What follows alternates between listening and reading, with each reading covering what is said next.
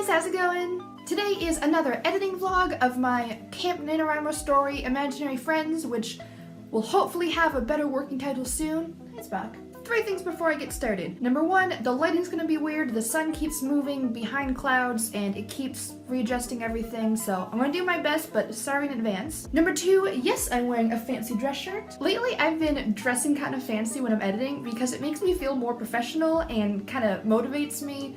So yeah, sometimes I just put on a nice shirt. But I am still wearing sweatpants. And number 3, isn't this a cool mug? I actually painted this myself, but it says, "Write without fear, edit without mercy," and that's how I'm feeling right now. I don't know where the quote originally came from, I just saw it on Pinterest, but I thought, I need that on a mug.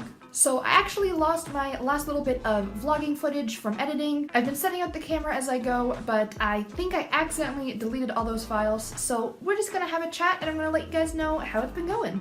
First of all, one thing that I don't think I showed you guys last time, I was actually getting some photos developed for my brother, and I printed out some of the photos from my Pinterest inspiration board for this project. It's a privated board, but I'm going to show you some of the pictures I found. None of these pictures belong to me, and I was trying to get the original sources, but I have such a hard time with Pinterest because so many things are repinned and it's hard to find the actual original source, but I do not own any of these. First, I have my reference photo for Joey. He's a little boy that gets attacked, and his imaginary friend and his monster under his bed bring him into the imagination world to try to solve the mystery. His imaginary friend is named Jax, J-A-X, and here's my reference photo for him. This is the closest I could find to picturing him. He's kind of like when you're a little kid, your vision of the cool older brother. But he looks smart and cool and he's listening to music. Although in the story, Jax has blue hair. And the monster under the bed is named Rabla, and here are the 2 reference photos I have for him. This one is actually a kind of weird but really cool Jack Skellington cosplay. And this is kind of how I picture his face, like big black eyes and horns. So a combination of these 2 is how I picture the monster. I also have 2 pictures for the scenery. The world is really weird, like it's the imagination world, and I still haven't found exactly what I'm looking for. I can picture it in my head and it's not quite these, but it's really close.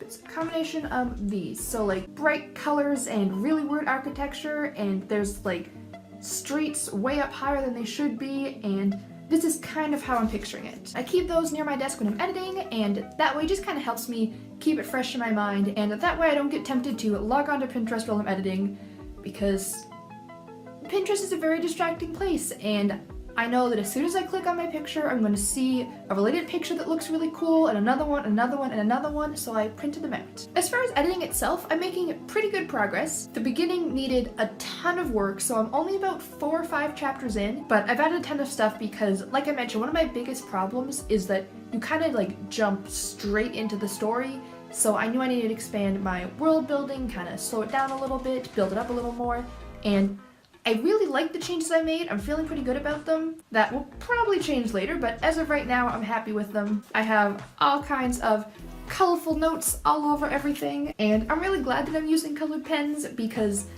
I feel like if I just used all red ink, I would start to feel bad that I had so many mistakes. But now, it's not mistakes, it's just really pretty colors. I also reworked and fixed up a really important part of the beginning. There's a scene shortly after they get to the imagination world, and they're going to try to find information on who the monster that attacked him was, etc. And I don't want to give too much away, but the person giving them the information, the scene was just really, really flat. I imagined it much better in my head, and it just wasn't coming through when I was first writing the first draft, and I managed to fix that up, and I really like how it is now. And another major issue I had early on in the story is basically they suspect that the monster that attacked him is from what's called the Nightmare Labs, and in the very beginning I hadn't quite decided what that was, so instead they were going to go to like this big monster like fighting tournament and find out who it was there, and then I changed my mind later on and it went back to the Nightmare Lab thing, and then I changed my mind again later on, and it was really inconsistent and I just couldn't make up my mind, and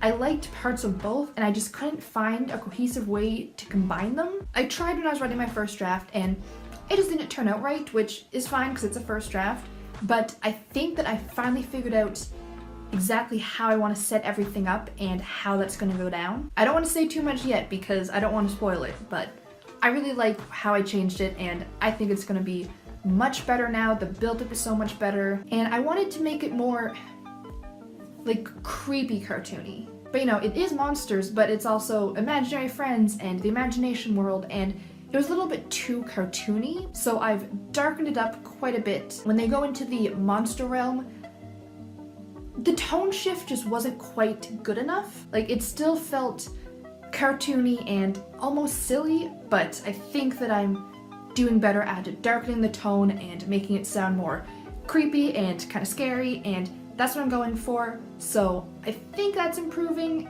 and if not, it's at least progress, and I'll fix it on my next revision. My next big scene is kind of character development between the imaginary friend and the monster under the bed, because obviously they hate each other, they're polar opposites, they have completely different objectives for this kid, but they have to work together, and I definitely kind of rushed it in the beginning, but I found a way to kind of slow it down, and my next big scene is going to be a good kind of character development scene with the two of them, and I'm excited to see if I can pull it off. I definitely have a much better feel for the characters now than I did when I was first writing it, which makes sense, but now that I have a much better idea of their personalities and their voice, and they're really in my head, I know I can definitely make this scene even better, and I'm gonna add a bunch of things in that I know is gonna help, and I'm just really excited. I was getting kind of discouraged a couple weeks ago because I always forget how long revisions take. No matter how much I do them, for some reason in my head I always think, well, you know, I wrote the book in 1 month, that's the hard part, so revisions should take like half that time.